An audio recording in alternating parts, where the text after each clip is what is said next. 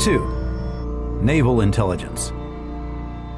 When war broke out on the continent in August 1914, the Office of Naval Intelligence had immediate access to situational information through the Naval Attaché System, begun in 1882. These official observation stations existed in London, Paris, St. Petersburg, Berlin, Rome, Vienna, Madrid, and The Hague, and gave the Navy a reason for a less obtrusive presence amidst the hostilities than the Army's observer arrangements. No better work was done in the war than that conducted and covered by the offices of some of our naval attachés. Their work primarily, of course, was to acquire purely naval information. Secondarily, military, economical, and political news that could be of any benefit to America or her associates in the war. In some cases, however, a great deal of the work was not strictly either naval or military, though indirectly of vast import to both branches. Affiliations were established with influential men in the country, men in government positions or in business, and their sympathy for the Entente and America encouraged, and in some cases enlisted, for in Spain and the northern neutral countries there was a strong tide of pro-Germanism to fight. In collaboration with the Committee on Public Information, means were taken through the channels of the newspapers, movies, etc., to influence public opinion and give it the Allies' point of view. Among the most important things which came under the jurisdiction of our naval attachés were the investigation of officers, crews, and passengers on ships bound for and coming from America, the senders and receivers of cablegrams, inspections of cargoes and shipments, and investigations of firms suspected of trading with the enemy. Under the naval attachés, too, the coasts were closely watched for the detection of enemy vessels or persons who might be giving aid or information to them. In every foreign country to which an American naval attaché was accredited, they carried on for the Navy in line with her best traditions.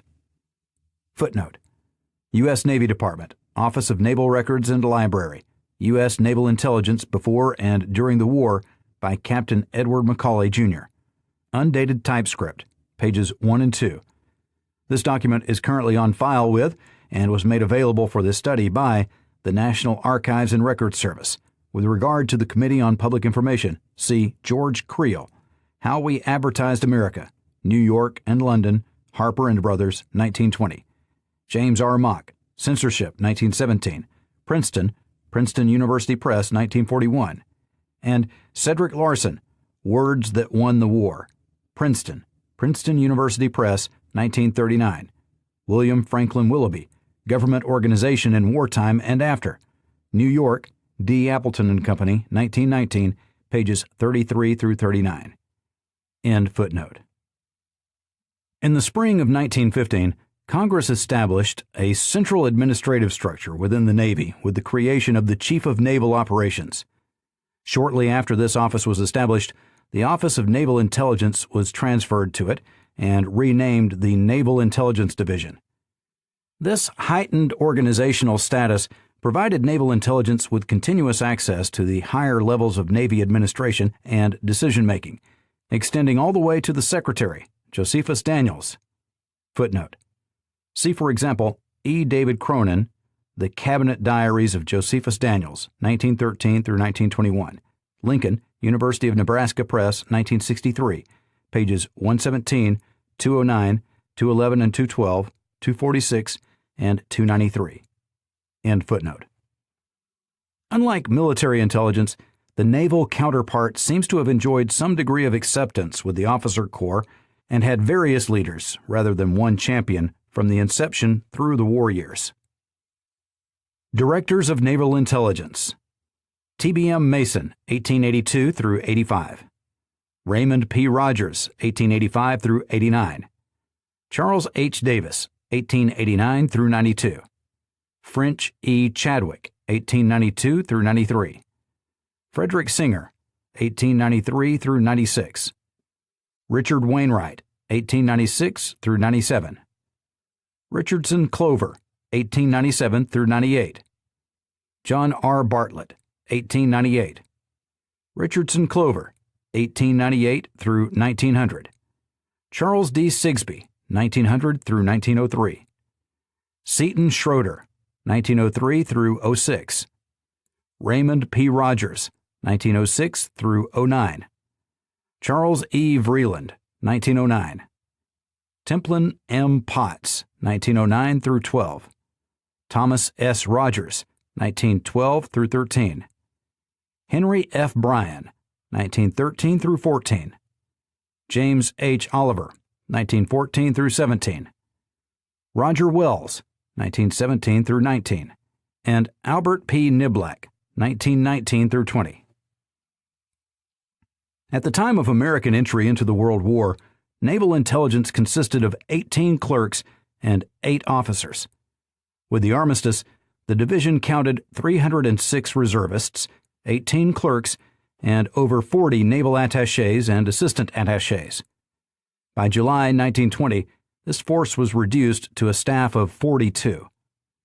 During the war years, the division was organized into 4 sections: administrative, intelligence, or incoming information, compiling, or processing, and historical, or byproducts. Quote, in byproducts, for instance, we include 1. The Naval Library, 2. The dead files, which include war diaries of all ships and stations and their correspondence during the war, 3. Statistics, and 4. International law questions and cases which arose during the war. The compiling section works over a good deal of information that comes in to put it in more useful form. A monthly bulletin of confidential information on naval progress is issued, and this section also prepares monographs of various kinds on various countries and subjects. All information that is received is routed out to the various government departments to which it is considered it will be of use. The State Department and military intelligence receive, of course, practically all that we get of general value. Special information we send to the various departments of the government, such as the Department of Justice. The attitude of the office is that it is its duty to collect and furnish information, but not necessarily to advise or suggest. End quote. Footnote: U.S. Navy Department, Division of Operations, The History and Aims of the Office of Naval Intelligence, by Rear Admiral A. P. Niblack, Washington, U.S. Government Print Office, 1920, pages 23 through 24. Copies of this study bear the marking "Not for Publication," indicating limited distribution. The copy utilized in this study was supplied by the National Archives and Records Service. End footnote. By this and other accounts, it would seem that naval intelligence collected, maintained, and supplied raw data, but engaged in little analysis of this material other than the most rudimentary assessments. The intelligence product it offered was crude. The information collection arrangements instituted by naval intelligence reflected both ambition and sophistication. Quote, the homework was divided under 15 aids for information, one of these aids being attached to the admiral in command of each naval district.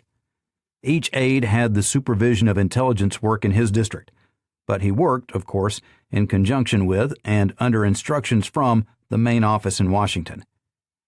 His duty included information about all shipping and information necessary for its protection against possible unfriendly acts of agents or sympathizers of the Central Powers.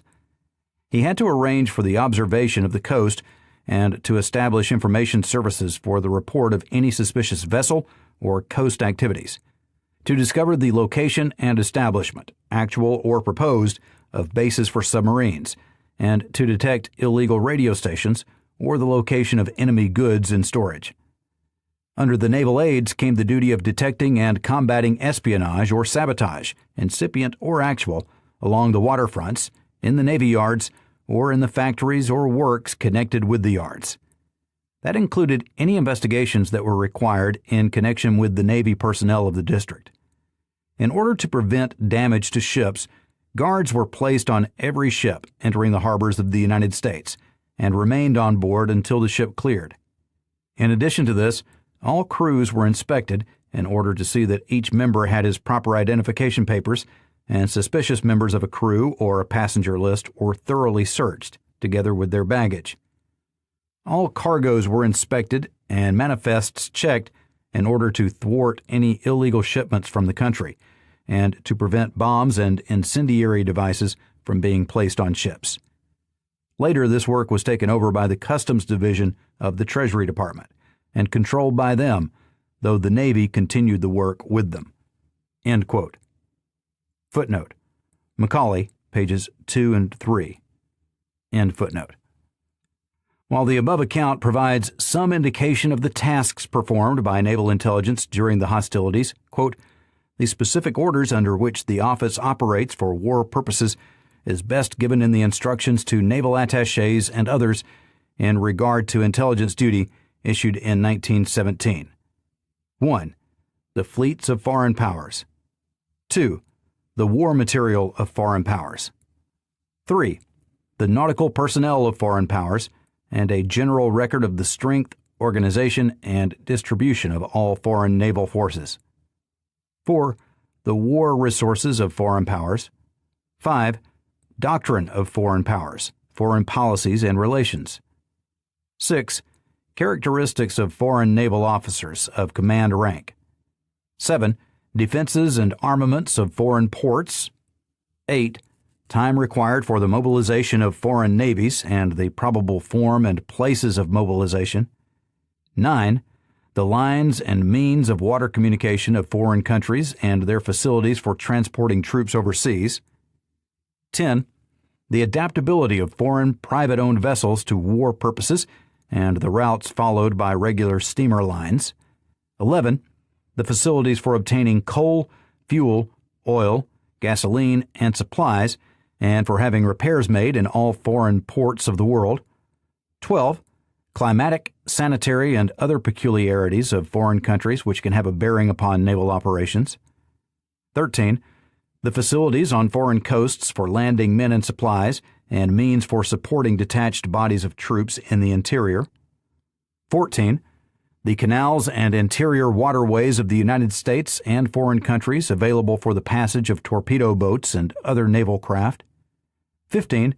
The collating and keeping up to date of data relating to the inspection and assignment of merchant vessels under United States registry and of such foreign private-owned vessels as may be indicated. And 16. Through correspondence with owners, consulting trade journals, and by other practical means, keeping track of the status and location of different United States merchant vessels listed as auxiliaries for war, of sales to other lines, and of changes in trade routes or terminal ports which may make necessary a change in the yard designated for war preparation, and to report such changes in the list of ships to the Department for its information, the information of the General Board, and the Board of Inspection and Survey, in order that a further inspection of particular ships may be made if necessary." End quote. Footnote: Niblack, pages 14 through 15. End footnote. Another dimension of naval intelligence operations was its Secret Service facility. Quote, "In the fall of 1916, a small branch office had been established undercover in New York. Thus began what was to prove one of the largest and most useful phases of the war work of naval intelligence. The New York office was used as a model for the others, which it was later found necessary to establish in Philadelphia, Boston, Baltimore, Chicago, Pittsburgh, and San Francisco. These branch offices worked directly under the control of Washington, covering work which could not properly be turned over to the aides for information. Their work was of paramount importance and a whole job in itself. To them fell the investigation and guarding of plants having Navy contracts. Over 5,000 plants were thus surveyed and protected, and hundreds of aliens and many active energy agents were removed and thus prevented from fulfilling their missions. In a district such as Pittsburgh, for instance, with its large foreign population, that work assumed such proportions that it became necessary to establish our Pittsburgh office to handle it." End quote. Footnote: Macaulay, page 3. End footnote. It would also appear that some of these special undercover agents served in overseas duty. One documented example is George F. Zimmer, a Los Angeles attorney who, after secret service in the New York and Washington districts, toured in the Middle East, and on the European continent. For some portion of these duties, he traveled on credentials representing him as working for the United States Food Administration, quote, for the sole purpose of food relief, end quote. After the armistice, he went on a photographic mission, concentrating on conditions in Europe and taking him into portions of Russia. Footnote. See George F. Zimmer and Burke Boyce, K7, Spies at War, New York, D. Appleton Century Company, 1934. End footnote. It is not immediately clear as to how many agents of this type naval intelligence sponsored during and shortly after the war, but their number would seem to be relatively few. With peace restored in the world, the attachés once again assumed their stations in the territory of recent enemies, reducing the necessity for roving special operatives. This is Our Hidden History